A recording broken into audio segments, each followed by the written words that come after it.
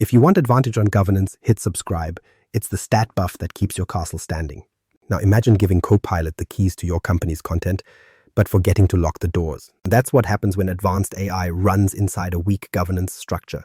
SharePoint Premium doesn't just boost productivity with AI, it includes SharePoint Advanced Management, or SAM, which adds walls like restricted access control, data access governance, and site lifecycle tools. SAM helps reduce oversharing and manage access, but you still need policies and owners to act. In this run, you'll see how to spot overshared sites, enforce restricted access control, and even run access reviews so your walls aren't guarded by ducks. Which brings us to the question, does a moat really keep you safe? Why your castle needs more than a moat?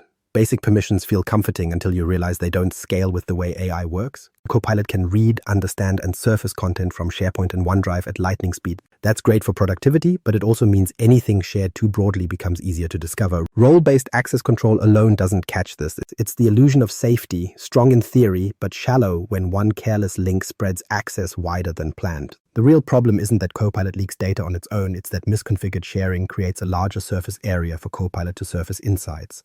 A forgotten contract library with wide open links looks harmless until the system happily indexes the files and makes them searchable. Suddenly, what was tucked in a corner turns into part of the knowledge backbone. Oversharing isn't always dramatic, it's often invisible, and that's the bigger risk. And this is where SharePoint Advanced Management comes in. Basic RBAC is your moat, but SAM adds walls and watchtowers. The walls are the enforcement policies you configure, and the watchtowers are your data access governance views. DAG reports give administrators visibility into potentially overshared sites, what's shared externally, how many files carry sensitivity labels, or which sites are using broad groups like everyone except external users. With these views, you don't just walk in circles telling yourself everything's locked down. You can actually spot the fires smoldering on the horizon. DAG isn't item-by-item forensics, it's site-level intelligence. You see where oversharing is most likely, who the primary admin is, and how sensitive content might be spread. That's usually enough to trigger a meaningful review, because now IT and content owners know where to look instead of guessing. Think of it as a high tower with a spyglass. You don't see each arrow in flight, but you notice which gates are unguarded. Like any tool, DAG has limits. Some reports show only the top 100 sites in the admin center for the past 30 days, with CSV exports going up to 10,000 rows, and in some cases up to 1 million. Reports can take hours to generate, and you can only run them once a day. That means you're not aiming for non-stop surveillance.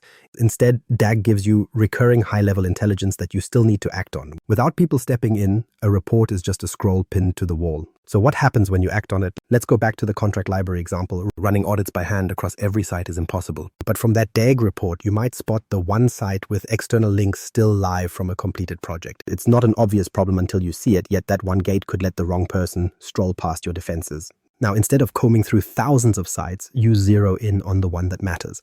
And here's the payoff. Using DAG doesn't just show you a problem, it shows you unknown problems. It shifts the posture from assume everything's fine to prove everything is in shape. It's better than running around with a torch hoping you see something, because the tower view means you don't waste hours on blind patrols. But here's the catch. Spotting risk is only half the battle. You still need people inside the castle to care enough to fix it. A moat and tower don't matter if the folks in charge of the gates keep leaving them open. That's where we look next, because in this defense system, the site owners aren't just inhabitants, they're supposed to be the guards, turning site owners into castle guards. In practice, a lot of governance gaps come from the way responsibilities are split. IT builds the systems, but the people closest to the content, the site owners, know who actually needs to be inside. They have the local context, which means they're the only ones who can spot when a guest account or legacy teammate no longer belongs. That's why SharePoint Advanced Management includes a feature built for them, site access reviews. Most SAM features live in the hands of admins through the SharePoint Admin Center. But site access reviews are different. They directly involve site owners. Instead of IT chasing down every outdated permission on every site, the feature pushes a prompt to the owner. Here's your list of who has access, now confirm who should stay. It's a simple checklist, but it shifts the job from overloaded central admins to the people who actually understand the project history. The difference might not sound like much, but it rewires the whole governance model. Without this, IT tries to manage hundreds or thousands of sites blind, often relying on stale org charts or detective work through audit logs. With site access reviews, IT delegates the check to owners who know who wrapped up the project 6 months ago and which externals should have been removed with it. No spreadsheets, no endless ticket queues, just a structured prompt that makes ownership real. Take a common example, a project site is dormant, external sharing was never tightened, and a guest account is still roaming around months after the last handoff. Without this feature, IT has to hunt and guess. With site access reviews, the site owner gets a nudge and can end that access in seconds. It's not flashy, it's scheduled housekeeping, but it prevents the quiet risks that usually turn into breach headlines. Another benefit is how the system links together. Data access governance reports highlight where oversharing is most likely, sites with broad groups like everyone or external links. From there, you can initiate site access reviews as a corrective step. One tool spots the gates left open, the other hands the keys back to the people running that tower. And if you're managing at scale, there's support for automation. If you run DAG outputs and use the PowerShell support, you can script actions or integrate with wider workflows. So this isn't just a manual cycle, it scales with the size of your tenant. The response from business units is usually better than admins expect. At first glance, a site owner might view this as extra work, but in practice, it gives them more control. They're no longer left wondering why IT revoked a permission without warning. They're the ones making the call, backed by clear data. Governance stops feeling like top-down enforcement and starts feeling like shared stewardship. And for IT, this is a huge relief. Instead of being the bottleneck handling every request, they set the policies, generate the DAG reports, and review overall compliance. They oversee the castle walls, but they don't have to patrol every hallway. Owners do their part. AI provides the intelligence, and IT stays focused on bigger strategy rather than micromanaging. The system works because the roles are divided cleanly. In day-to-day terms, this keeps access drift from building up unchecked. Guest accounts don't linger for years because owners are reminded to prune them. Overshared sites get revisited at regular intervals. Admins still manage the framework, but the continual maintenance is distributed. That's a stronger model than endless firefighting. Seen together, site access reviews with DAG reporting become less about command and control and more about keeping the halls tidy so Copilot and other AI tools don't surface content that never should have been visible. It's proactive, not reactive. You get fewer surprises, fewer blind spots, and far less stress when auditors come asking hard questions. Of course, not every problem is about who should be inside the castles. Sometimes the bigger question is what kind of lock you're putting on each door. Because even if owners are doing their reviews, not every room in your estate needs the same defenses. The difference between bolting the door and locking the vault. Sometimes the real challenge isn't convincing people to care about access, it's choosing the right type of lock once they do. In SharePoint, that choice often comes down to two very different tools: block download and restricted access control. Both guard sensitive content, but they work in distinct ways, and knowing the difference saves you from either choking off productivity or leaving gaps wider than you realize. Block download is the lighter hand. It lets users view files in the browser but prevents downloading, printing, or syncing them. And that also means no pulling the content into Office desktop apps or third-party programs. The data stays inside your controlled web session. It's a look but don't carry model. Administrators can configure it at the site level or even tie it to sensitivity labels, so only marked content gets that extra protection. Some configurations, like applying it for Teams recordings, do require PowerShell, so it's worth remembering this isn't always a toggle in the UI. Restricted access control, or RAC, operates at a tougher level. Instead of controlling what happens after someone's inside, it sets who can even get through the door in the first place. With RAC, only members of a specific Microsoft 365 group or Entra security group can see or discover the site. If you're not in that group, you won't even know the site exists. And here's the critical piece. This is enforced at access time. A leaked sharing link won't get a stranger past the gate. If they aren't in the allowed group, they're turned away. Picture it this way. You share financial reports with auditors. They need to view and comment, but you don't want drafts escaping into personal drives. Block download fits here perfectly. They work inside the browser, provide feedback, and leave with nothing stored locally. On the other hand, think of a research vault containing confidential designs. You don't want non-members even stumbling across it. That's a case for RAC. Only the approved researchers see the vault at all. It's hard exclusion, not conditional access. This distinction matters because each solves different problems. Block download is best for scenarios where visibility is required, but exfiltration must be denied. RAC is best when visibility itself is the threat, and the safest route is to make the door invisible to everyone except a trusted group. Use them interchangeably, and you'll either block legitimate collaboration or overlook a bigger gap than you thought. There's also the AI angle to consider. Copilot, or any assistant that indexes SharePoint content, can still read and surface data protected only by block download. The file can't be downloaded, but its text is still visible to anyone Copilot decides has access. RAC closes that path entirely. And if a user isn't in the authorized group, the assistant never touches the data, so no insights, no snippets, no leaks through inference. In practice, that means RAC is the control you rely on when both human and machine access must be denied. And it's not either or. These policies often complement each other. Block download lets you collaborate with external reviewers without the fear of files walking out the door, while RAC locks down your critical archives, so only the narrowest group can even set eyes on them. Layer them smartly, and you avoid blunt one-size-fits-all rules that frustrate users or create needless tickets. And if you think about it in castle terms again, Block download is a watch window you let outsiders peer through. Arak is the vault door with only the right sigil opening the lock. Both keep treasure from straying, but they're built for completely different wings of the fortress. Now here's the larger point. Strong defenses today aren't enough if you wait for cracks to show before reinforcing them. You need a way to know which parts of the wall might give way before anything crumbles. And that's where another layer of intelligence steps in, not as a lock or a guard, but as an advisor whispering how to keep the castle standing. But AI as your strategic advisor. SharePoint Advanced Management doesn't just give you tools, it includes AI insights that analyze your reports and recommend actions. Think of it less as a guard at the gate and more like a strategic advisor that helps you see which parts of the fortress need reinforcement before the walls crack. The way it works is straightforward. Inside the SharePoint Admin Center, most reports now have a Get AI Insights button. Click it, and instead of combing through endless tables, the system extracts patterns, highlights where policy drift is happening, and suggests practical steps to fix them. It may flag that external sharing on a site is looser than your standard, or that classification is missing on a library holding sensitive files. Instead of dumping raw data into your lap, it hands you a short list of priorities. This is where the role of Copilot also comes in. Within the same admin center, you can use Copilot to identify sites with oversharing, missing classification, or long-term inactivity, and then use it to help shape policies to address those findings. The important thing to remember is that it's an advisor, not autopilot. It doesn't flip switches without you. It merely frames issues you might never have spotted, then gives you the syntax and scaffolding to adjust settings with intent. Without this guidance, the cycle is usually reactive. A file leaks, an external link spreads too far, or an auditor spots a missing control.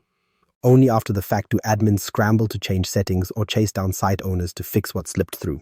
AI insights break that loop. They surface weak spots before they cause a ticket storm. You're no longer stuck waiting for a breach. You can tighten defenses on your own timetable. Imagine your company standard says external sharing should always require an invitation. That's your baseline.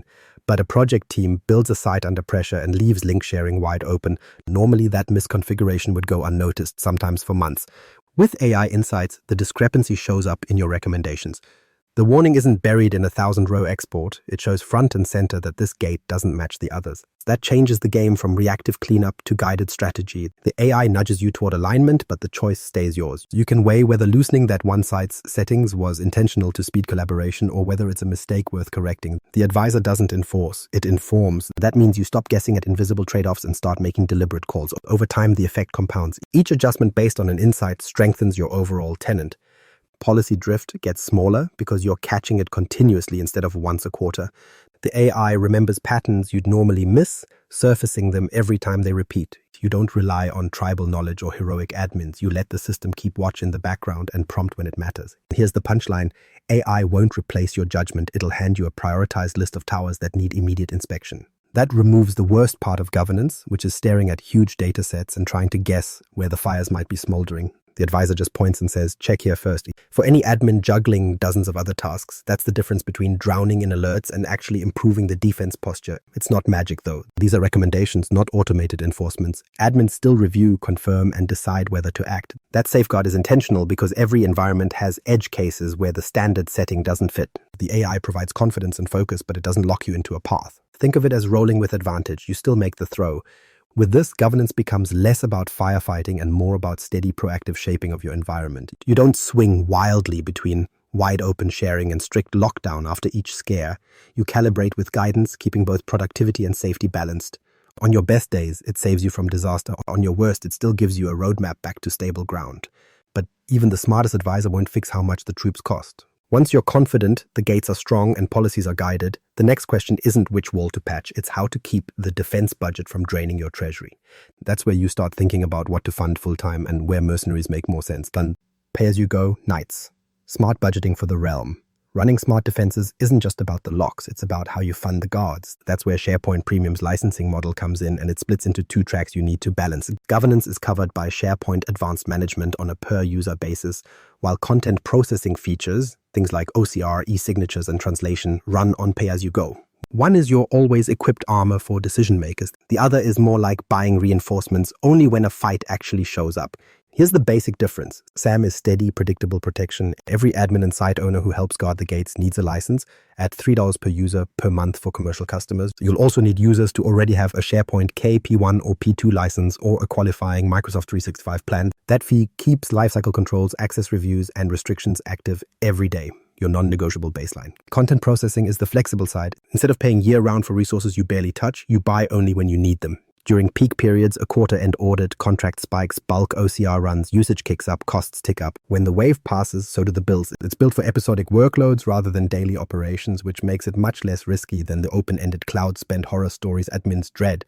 You can even scope content processing to selected sites at first, preventing costs from running wild until the returns are clear. So what's the right order of play? Governance first, always. Get SAM in place so you know who can enter, what walls exist, and how drift gets caught. Once that spine holds, turn on content AI for high-value departments or projects where the payoff is obvious. Start small, watch usage, and confirm that the saved labor outweighs the cost. If the return is real, widen its reach. That way, you avoid the classic natural one, blowing the budget before you've set guardrails.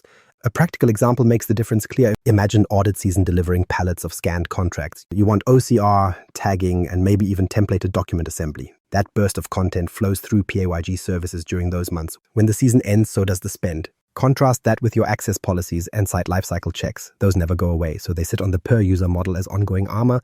One flexes by project, the other protects continuously. Smart budgeting also means knowing what you already own. Some parts of SAM are included in Microsoft 365 E5, and certain Copilot SKUs already include required governance features to keep Copilot secure. That overlap saves you from double paying if your tenant already runs on those plans. The licensing puzzle is less about buying everything shiny and more about checking who's already got shields than filling the actual gaps. There's also a program running now where Microsoft covers some initial capacity for content processing at no cost. That lets you run a few battles with PAYG features before the meter even starts.